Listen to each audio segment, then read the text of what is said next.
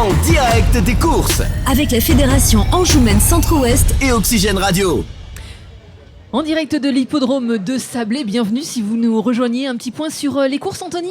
Oui, en effet, puisque la deuxième course vient d'être remportée par le numéro 5, King of Life, qui s'impose pour ses débuts en compétition. C'est Léopold Bréchet qui lui était associé. La deuxième place revient au numéro 9, devant le numéro 8, quatrième le numéro 7, Pop Light, cinquième le numéro 2, Kayla Dulivet, sixième Las. Voilà pour l'arrivée de cette deuxième course. Les pronostics tout à l'heure, juste après avoir accueilli Stéphane Berthelot. Vous êtes cofondateur et co-gérant de CB Résine. CB Résine, c'est une entreprise spécialisée dans la pose de revêtements et de sols en résine. Expliquez-nous votre aventure. L'aventure a débuté en 2013 avec Michael Coutel à Sablé-sur-Sarthe, dans le sol industriel agroalimentaire. Nous étions 2 personnes et aujourd'hui nous sommes 16 salariés. Vous avez fait une création en 2013. Quelle est l'idée qui vous est venue en vous disant on va créer une société de ce type-là, puisqu'en fait vous l'avez dit, sur l'alimentaire, mais maintenant également sur le pharmaceutique, l'automobile et également la mécanique de précision. En fait, l'objectif c'était d'être autonome sur notre sol industriel, c'est-à-dire qu'on avait une société aussi spécialisée dans le carrelage, et donc du fait d'avoir la résine en complément nous a permis de conquérir de nouveaux clients. Est-ce que CB Résine est seulement destiné aux professionnels ou également les particuliers, parce qu'on voit que ce sont des matières qu'ils ont également besoin parfois? Non, on s'est limité aux industriels, c'est primordial pour nous, c'est notre cœur de cible. Et on navigue sur le très grand ouest en fait, voire même sur quasiment la France entière. Vous êtes sur le très grand ouest, vous êtes une entreprise locale ici implantée. Quels sont les développements en perspective? Comment vous voyez l'avenir économique ici sur Sablé-sur-Sarthe et en particulier dans votre domaine? Pour nous, on continue notre développement, à la fois sur la technologie qu'on peut mettre en place. On s'intéresse à de nouveaux produits, tout ce qui peut être un peu plus performant. Et donc ça nous permet de continuer notre progression au fil de l'eau. Une vraie progression au fil de l'eau avec de vos collaborateurs également que l'on va accueillir ici. Il s'agit de Jérémy Houssin. Vous êtes, co-gérant de la société UAR. Oui, en effet. Arrivé dans l'entreprise il y a un petit moment maintenant, associé avec Stéphane, Michael.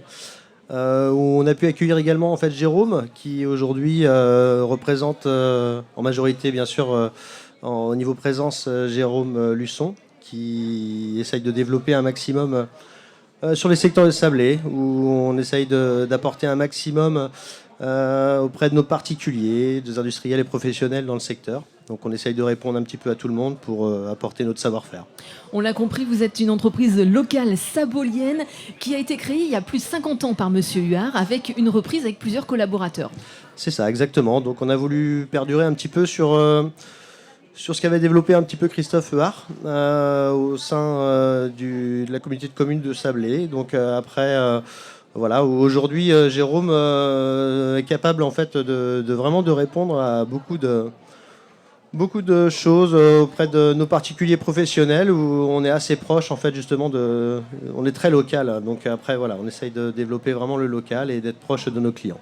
Est-ce qu'en étant 4 co-gérants, vous avez 4 fonctions complètement différentes, où vous avez tous votre petite touche différente pour justement faire évoluer cette entreprise?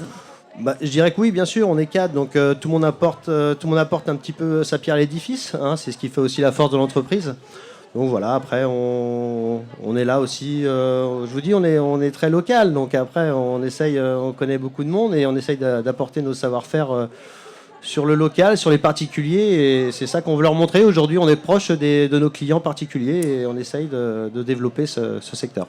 Et la même question à tous les deux. Vous êtes ici au cœur de ce centre hippique à Sablé-sur-Sarthe. Pourquoi votre investissement en tant que partenaire pour promouvoir les courses? Mais est-ce que vous êtes tous passionnés? On est forcément passionnés. Ce qu'on souhaite, c'est à la fois donc conforter notre position locale. On est forcément connu dans le périmètre sabolien.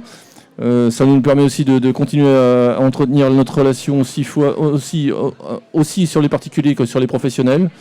Notre présence, je pense qu'elle est assez intéressante pour nous, pour à la fois l'image de marque et pour le futur. Vous l'avez compris, particulier professionnel avec ce revêtement, ce spécialiste du revêtement. Vous allez pouvoir trouver une solution, que vous soyez professionnel, particulier, avec une équipe de choc et de charme. Justement, Anthony, cette fois-ci, on va repartir du côté des chevaux qui sont prêts à partir dans quelques minutes. J'avais une petite question justement. Est-ce que vous suivez les chevaux régulièrement ? Alors là, il faut s'adresser à mon associé qui est très pointu sur le sujet. Jérémy Houssin est très intéressé. Il est d'ailleurs, je dirais, entouré de spécialistes. Ah bah Il voilà. pourra vous répondre sur la question mieux que moi. Alors, J'écoute. Oui, en effet. Après, après les revêtements, en fait, après la peinture, je dirais que mon second métier est un peu les chevaux. Les chevaux, c'est plus qu'une passion. Donc après, je fais un petit peu d'élevage chez moi personnellement pour le plaisir. Voilà. Donc après, c'est vraiment une passion personnelle où c'est un dynamisme en moi qui est très important. Et depuis longtemps ? Ah oui, depuis avant d'être dans la peinture, j'ai commencé dans les chevaux. Donc j'ai commencé dans la peinture en 96. Donc pour vous dire que voilà, j'ai fait très peu de temps dans les chevaux avant, mais j'ai toujours eu un pied dedans et c'est ce qui aujourd'hui, ce qui rend mon dynamisme, c'est les chevaux. Voilà. Et combien de poulinières maintenant ? Oh, alors non, personnellement chez moi j'ai que 2 poulinières d'obstacles et après j'ai également fait quelques chevaux chez Charles-Antoine Marie au niveau des trotteurs et chez Valérie Seignoux au niveau des chevaux d'obstacles. Donc là, vous avez fait le papier pour la prochaine ? Ah, j'ai pas envie de répondre parce que je me suis un petit peu avancé auprès de mes collaborateurs sur les 2 premières et je crois que je leur dois de l'argent déjà, donc je préfère m'abstenir. Et en plus, il y a pas mal de monde. Donc. Oui, je vois ça en effet. Bon, en tout cas, on va essayer de décrypter cette 3e course. C'est une course de haies et vous avez de la chance, c'est pas la plus simple en plus. Donc vous avez bien fait de botter en touche. Je m'abstiens, je vous remercie pour... on est là pour soutenir tout le monde. Une course gentil. en effet qui est vraiment difficile. Alors Léopold Bréchet semble bien armé pour doubler la mise. Il a remporté la précédente. Jojo Môme reste sur une 5e place. C'était sur l'hippodrome de Pau. Ça semble être un lot à sa portée. Attention également au numéro 3 qui fait une très grande rentrée. Mais c'est un cheval qui avait montré pas mal de potentiel. En tout cas suffisamment pour lui voir une chance ici. Le numéro 4 également fait partie des bonnes chances. Piriac est un cheval qu'on connaît bien également. Le numéro 1 qui va essayer de refaire parler de lui. Voilà, ça devrait jouer certainement entre ces 4 chevaux-là, 2, 3, 4 et As, certainement, mais vous l'avez compris, on n'est pas à l'abri de surprise. C'est la course la plus dure et d'ailleurs, Jérémy avait tout compris avant le coup.